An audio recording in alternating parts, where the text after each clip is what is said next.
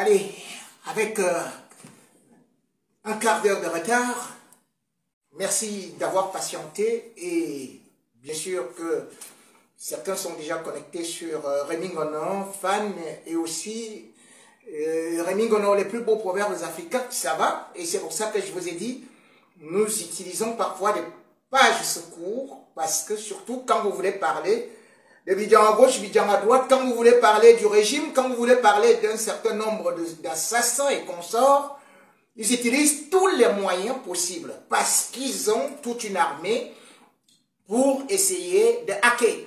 Donc c'est pour cela que vous avez constaté toutes ces difficultés, que ce soit également aussi pour ceux qui sont connectés sur, bien sûr, d'autres réseaux comme TikTok. Et heureusement, les techniciens ont tout fait pour essayer de rétablir en attendant. Mesdames et messieurs, je salue donc tous ceux qui sont aussi connectés sur la chaîne YouTube J.Rémi Ngono. Abonnez-vous et surtout, vous le savez, nous sommes en guerre. Oui, la guerre de la lumière contre celle de l'obscurité. Likez, mettez des cœurs rouges qui n'aiment pas voir parce que ça éblouit leur sang. Et surtout, ça permet de telle sorte que vous puissiez protéger le direct. Le direct qui, bien sûr, crée des morsures, des meurtrissures dans leur cœur, plein d'ordures. Mesdames et messieurs, l'avant-goût des dossiers noirs du samedi soir, on ouvre notre tiroir.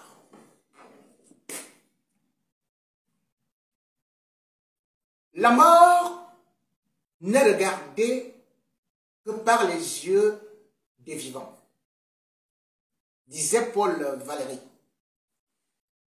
Et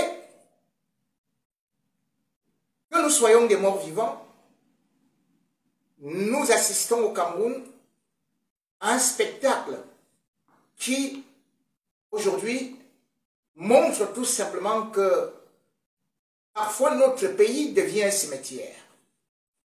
Cimetière des talents, où il n'y a pas d'argent, où il n'y a pas d'emploi, où les enfants sont sacrifiés, où les mamans parfois sont égorgées, où malheureusement toutes les qualités qui faisaient du Cameroun une fierté mondiale sont en train de s'éclipser pour mettre toujours le Cameroun au devant des scènes bizarroïdes d'une actualité qui fait rire ou qui fait pleurer. Le Cameroun, c'était la terre du football. Eh bien, quand il y avait un CAN, tout le monde savait que les lions indomptables devaient sortir les dents pour croquer toutes les autres proies. Mais en pleine CAN, c'est plutôt d'autres actualités qui animent le Cameroun, puisque le Cameroun, même ce que nous avions comme qualité, où on nous admirait, on ne parvient plus à mettre le pied par devant. Le Cameroun, cependant, est aussi devenu un continent. Oui, continent où il n'y a pas de lumière. Continent où il n'y a pas d'eau. Continent où il n'y a pas d'espoir. Continent où tous ceux qui peuvent avoir quelque chose de l'ambition et qui n'ont pas ce qu'on appelle la godasse et le parapluie s'en vont. La preuve, au moment où on est avec les OTS, tous les enseignants veulent partir, ou la quasi-totalité. Au Canada, et même pourquoi pas ailleurs, dans un pays voisin, pour aller se chercher. Le Cameroun est en train de se vider de telle sorte que, aujourd'hui dans des aéroports, on fait même des notes que personne ne doit plus jamais sortir. Il faut rester là. Beaucoup veulent s'enfuir du Cameroun. Mais, il y a des morts vivants qui reviennent. Ah oui, c'est désormais ça. Ce sont les morts vivants ou alors les morts qui reviennent aujourd'hui au Cameroun. Et c'est l'actualité qui fait le tour du monde. Avec un jeune homme du prénom de Kevin qui, dit-on, 7 jours après sa mort, est revenu du royaume de l'au-delà. Tiens, tiens, tiens. Kevin ressuscité. Le Cameroun est vraiment devenu une planète. Il faudrait peut-être croire même que Paul Biya, c'est l'incarnation de Jésus. Lui étant étudié, il n'a même pas besoin d'aller dans des morgues. Il ressuscite les morts. Parce qu'on avait vu ça dans la Bible avec Lazare. Lazare qui avait été ressuscité selon l'évangile de Saint Jean par Jésus-Christ alors qu'il avait déjà passé 4 jours dans son tombeau. Jésus-Christ vint demander qu'on déplaça une grosse pierre et en quelques formules, Lazare se leva. Lazare avait d'ailleurs des pieds un peu attachés ou des mains. Jésus avait demandé détachez-les. Et Lazare, qui était le frère de Marie, a donc retrouvé vie. Voilà ce qu'on nous a dit. Pour nous autres, chrétiens, croyants, qui n'étions pas là, mais dont nous avons tout simplement appris cela dans les Saintes Écritures. Entre-temps, au Cameroun, alors qu'on dit que Jésus revient bientôt, voici que Kevin, lui, il est venu très tôt. Mort, ou plutôt déclaré mort, le 28 janvier 2024, dans une piscine d'un hôtel où on parle d'ailleurs de la vie, ou belle vie, ou quelque chose qui est devenu la piscine de la mort. Kevin sera donc conduit dans la morgue, dans les pompes funèbres, à Bonabéry. Et tout ceci, il a été constaté qu'il n'y avait aucun signe de vie. Et puis voici Kevin qui se lève une bonne nuit, à 3 heures du matin, prendre une chaise et va s'installer dehors. Certainement, Kevin a dû confondre les chemins. Kevin était convaincu qu'il est déjà arrivé au paradis et qu'il devait être accueilli par Dieu. La preuve, c'est qu'il a choisi la tenue des anges, l'eau blanc. Et quand il est arrivé, il a pris sa chaise pour attendre le dernier jugement pour que Jésus ou Dieu vienne enfin lui donner la dernière décision pour qu'il entre au paradis. Boum! Qui est-ce que Kevin voit? Il voit encore les Bayan Selam, les moto-taximan de Douala. Le gars, il était en train de rire. Et subitement, Kevin a fermé les yeux, il était encore triste, il s'est dit, je suis revenu en enfer. Ah oui! Le Cameroun devient donc un enfer sur terre. Kevin qui croyait arriver au ciel et qui était en train d'aller tendre les bras à Dieu, a donc dit, je reviens vers toi, Seigneur. Boum! Kevin est reparti. Il est mort. Et on est parti avec lui. Et pour cela, puisque le Cameroun est le pays où on consomme l'équivalent, selon Charles Ateba Yéné, l'équivalent de la Sanaga par an, eh bien, pour donc bénir Kevin, eh bien, le mordier et tous ceux de son village, pour venir faire des rites, pour mieux l'accompagner, n'ont trouvé mieux que des cartons de vin rouge. Ah oui, le vin rouge. Donc Kevin avait soif. Kevin est arrivé au paradis. Arrivé là-bas, il a constaté que là-bas, il n'y avait pas le Bikoutsi, il n'y avait pas le Mangambé, il n'y avait pas les filles qui dansent sans caleçon, il n'y avait pas de la bonne boisson. Bref, seul de sa famille et le mortier ont dit qu'il avait besoin de boire. Et voici le vin rouge aspergé sur Kevin. Et les mortiers eux-mêmes, pour cette occasion, puisqu'il faut toujours boire avec les morts, eux-mêmes se mirent aussi à boire le même vin. Voilà donc une image de notre pays, du Cameroun, où on boit avec des morts, où on lave des cadavres, avec du vin rouge, où on prétend faire des rites devant tout le monde, en plein jour, et où on vous raconte des histoires à dormir debout. Le Cameroun, qui disait-on était un pays où la Vierge Marie avait rendu visite, aujourd'hui est un pays qui est donc habité uniquement par les revenants, les morts vivants, ou alors les cadavres qui reviennent de la morgue. Comment est-ce possible? Essayons d'écouter quelques témoignages qui ont été accueillis ou bien qui ont été recueillis par nos confrères ou nos consoeurs qui étaient sur place et surtout qui attestent que ce garçon était bel et bien à la morgue et qu'il est ressuscité avant de remourir. Le Cameroun est extraordinaire. Vivons seulement.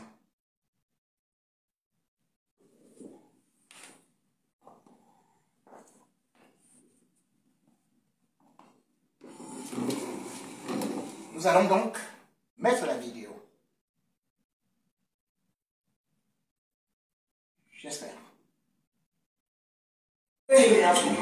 Comment est-ce qu'on vous appelle? D'accord. Bon, vous êtes celui qui avait vu le jeune homme décédé ou ressuscité, je ne sais pas vraiment. Mais d'après ce qui se dit, vous êtes le premier à l'avoir vu et le seul à qui il a parlé. Est-ce qu'on peut connaître le contenu de votre conversation? Bon, notre conversation est à tout effet. Parce que le seul mot qu'il a donné, c'est Ah, je m'en promis. J'ai laissé le message à sa famille, à sa mère. Ah, tu m'as promis, c'est ça? Oui. D'accord, c'est tout? C'est tout. Et qu'est-ce qui s'est passé après ça? Il s'est réendormi, quoi? Il n'a même pas ouvert les yeux lorsqu'il m'a dit cela parce qu'il ne le regardait pas. Pardon? Puisqu'il ne le regardait pas du visage. La tête était levée quand il a écouté ses voix. Et puisque quand il a baissé la tête, la seule personne qui est devant moi, c'est lui. Et quand il a touché ses yeux et sa bouche, son visage si bizarre, c'est ça qui m'a fait courir. Arriver pour lever le morgue. D'accord. Merci. Bonjour monsieur. Bonjour, voilà, D'accord. Comment est-ce qu'on vous appelle? moi c'est Mbela Luis. Je suis un mortel de Sébec. D'accord. Est-ce que vous pouvez nous confirmer si la rumeur selon laquelle un homme a été ressuscité est vraie? Oui, c'est vrai, c'est vrai, c'est vrai, c'est vrai, c'est vrai. Le petit Popo Provin est décédé le 28, dimanche le 28 janvier, à Sud des Noyettes, à l'hôtel de la ville, pour la mairie. Oui, il était assis, la maman veut. Bon, hier, on était surpris, on a vu le 3 heures. On retrouve le jeune homme bien habillé, bien vêtu, et assis sur une chaise, quelque part dans le couloir de la mort. Bien vêtu, c'est-à-dire avec les vêtements avec lesquels on y était dans le coffre. Non, non, dans le coffre, ils sont nus dans le coffre. Mais il était avec des vêtements blancs, un gant blanc, des chaussettes qui appartenaient. Oui, bon, c'est tout ça. Et il a pu parler, quoi. Il a parlé plutôt à la première personne qu'il a vue. Bon, moi, je l'ai vu après, quand la personne crie. La personne crie Bella, Bella, Bella. Oui, je viens. Et il a crié. C'est qu'il a parlé à la première personne qu'il a vue. C'est pourquoi il est calé avec nous. Et maintenant, où est-ce qu'il est? Sa famille est venue? Oui, sa famille, ils sont venus, sa famille, j'ai fait appel à sa famille, ils sont arrivés, tout le monde. Bon, ils ont fait les rues, le village. Après, ils sont venus. On a remis la main. Donc, il s'est réendormi, il est de nouveau à la mort. Il a remis la main.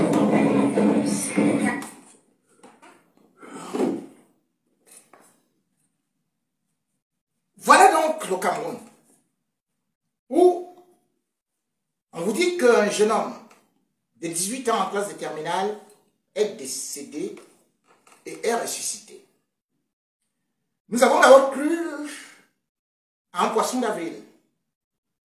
Mais par la suite, au regard de multiples témoignages et même de sa maman, Catherine Kouété, il s'est révélé qu'il a bel et bien été identifié et qu'il est mort dans des conditions qui ont été décrites comme étant un accident.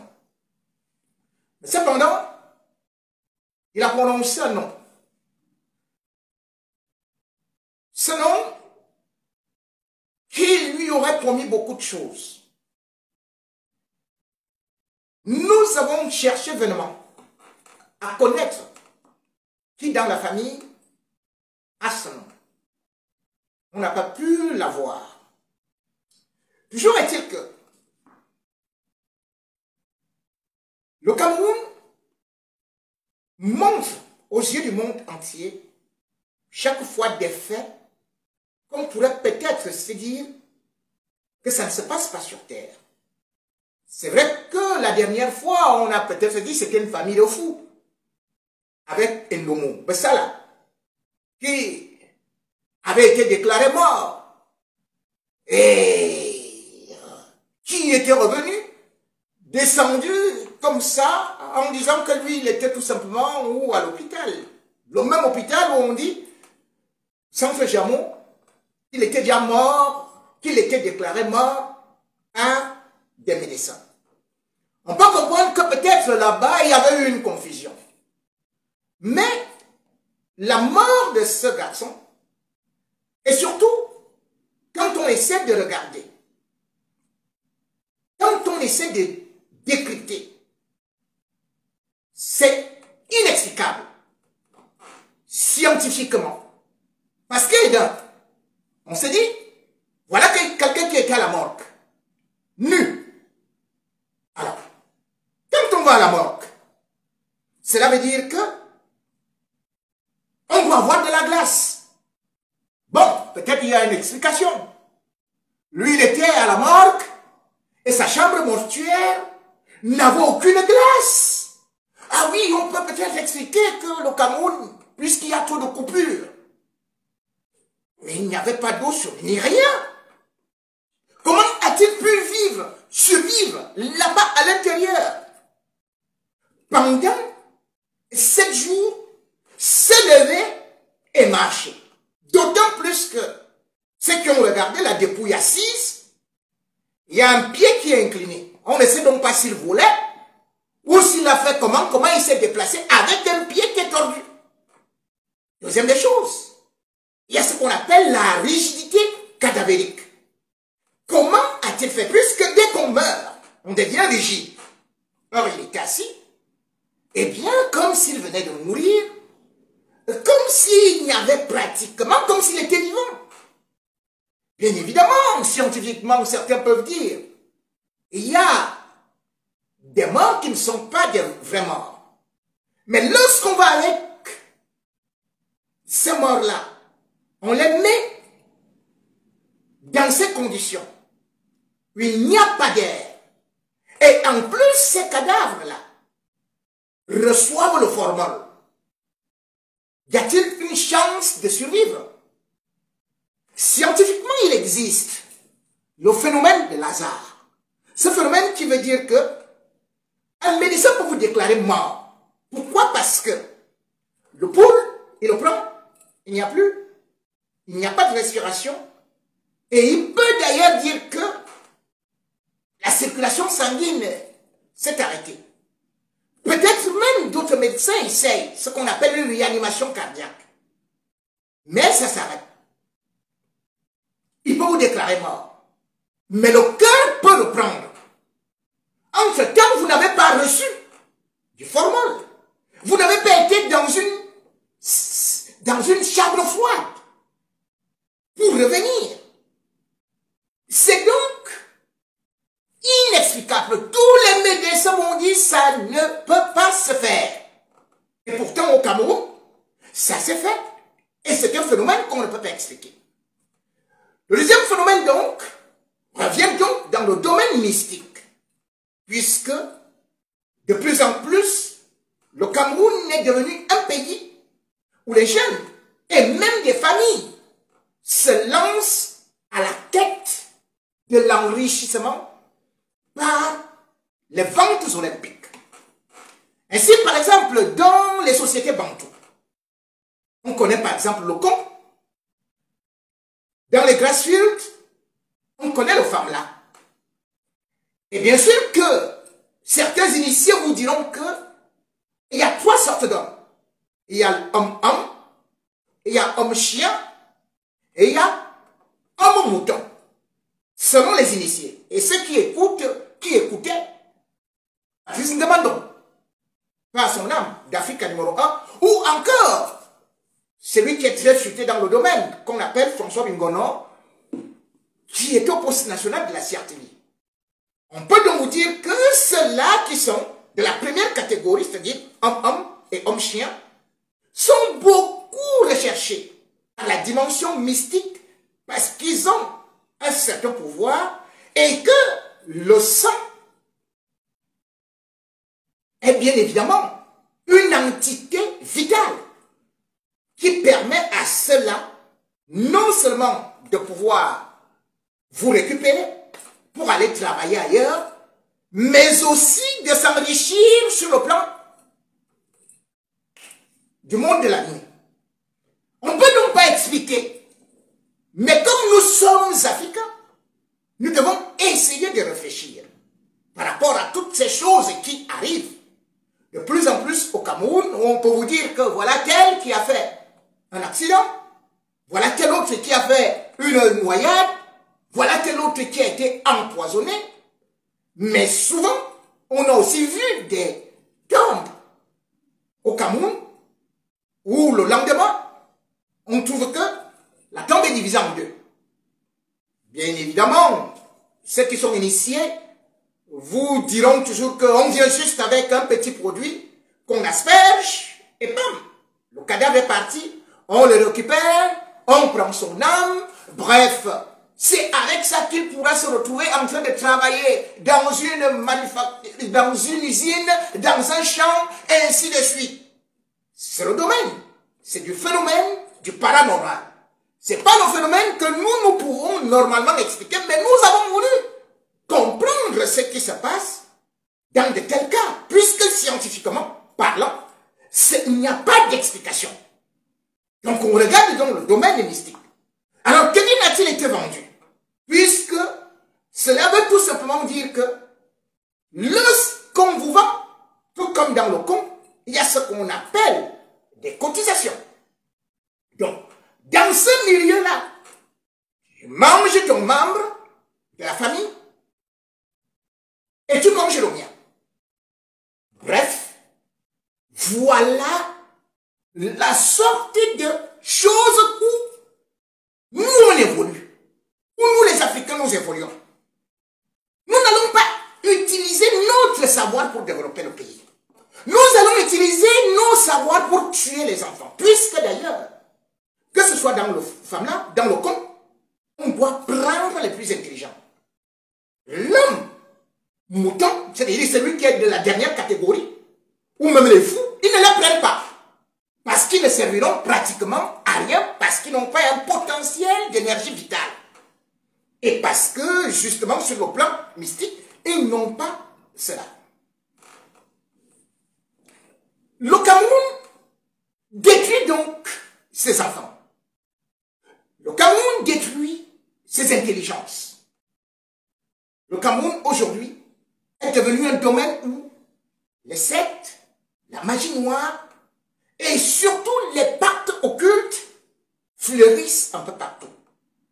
Un phénomène est actuellement en train d'envahir tout le Cameroun, à savoir le phénomène du porte-monnaie magique.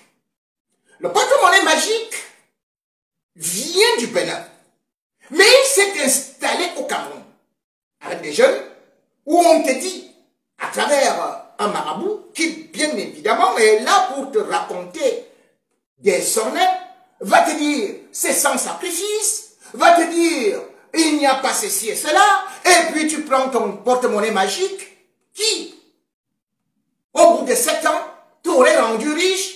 Eh bien, quand l'argent vient dans ton porte-monnaie magique, tu dois enlever tout et tout et tout et tout et tout, et on te promet cela pendant 7 ans, voire renouvelable, comme les septennats de Paul Biya. Eh bien, puisque aujourd'hui l'école, le diplôme n'attend plus rien, et puisque tout est chacun d'entre nous, nos enfants, parce qu'ils sont justement dans le dénuement, et parce qu'ils ne voient pas l'avenir, on leur dit tout simplement que, vous voyez ces belles voitures-là, avec les influenceuses et les influenceurs, eh bien, si tu ne donnes pas le derrière, il faut passer par le porte-monnaie magique. On en a vu dans des lycées, on voit dans des universités, on voit des scènes incroyables. qui sont en train de se passer.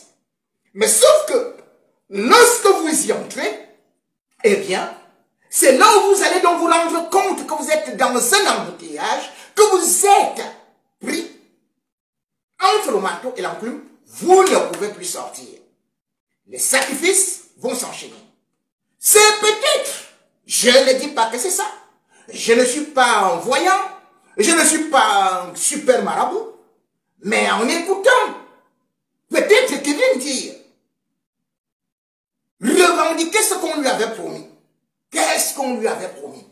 Puisque justement, dans ce domaine-là, on vous promet toujours ciel et terre.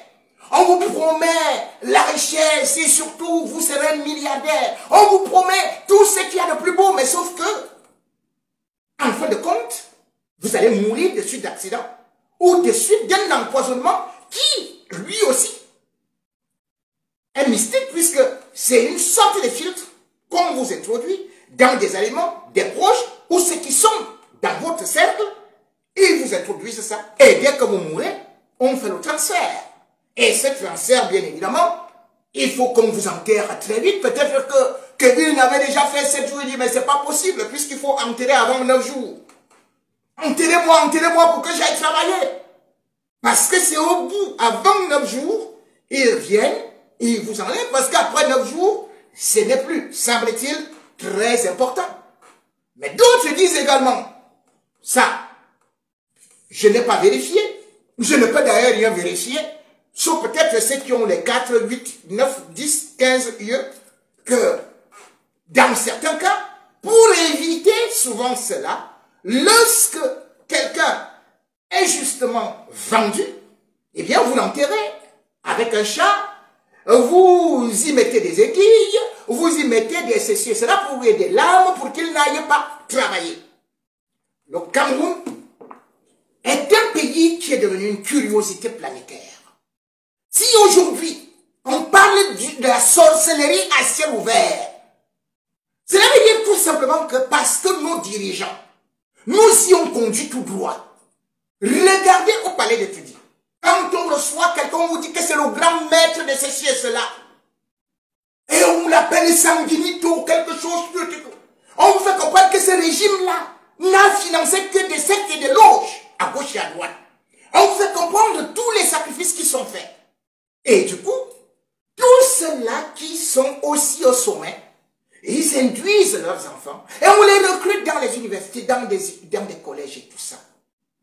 La mort de Kevin devrait nous interpeller. Elle ne devrait pas être considérée comme un simple fait qui est passé comme ça, mais ça montre jusqu'où notre société n'a plus de valeur et surtout jusqu'où un père est capable de vendre son enfant. Une mère est capable de vendre son enfant. Un enfant est capable de vendre sa mère. Un enfant est capable de vendre son père. N'a-t-on pas vu au Cameroun une mère allait même couper la tête de son enfant dans un restaurant sous prétexte qu'elle allait voyager? Oui, ce Cameroun. Le Cameroun qui était un pays où il y avait des grandes valeurs qui faisaient honneur à l'Afrique.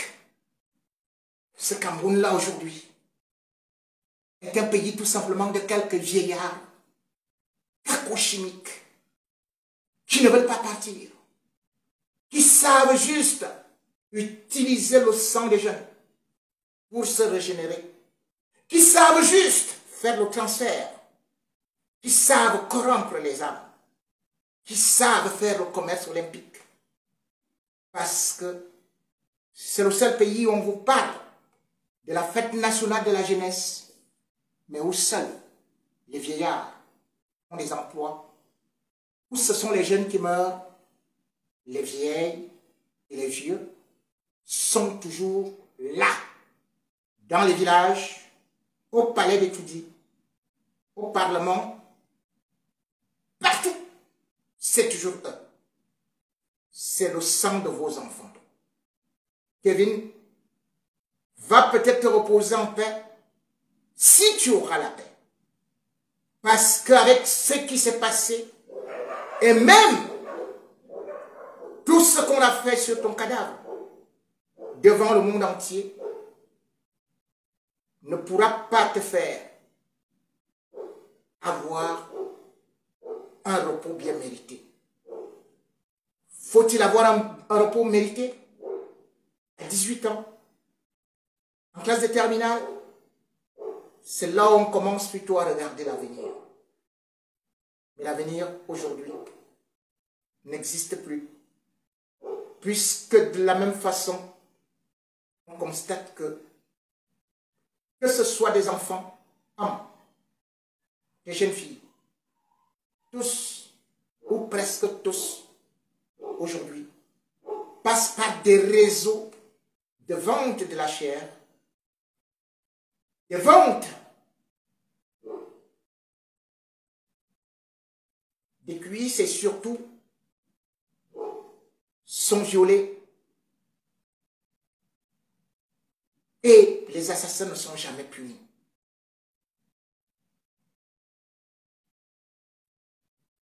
Voilà notre Cameroun.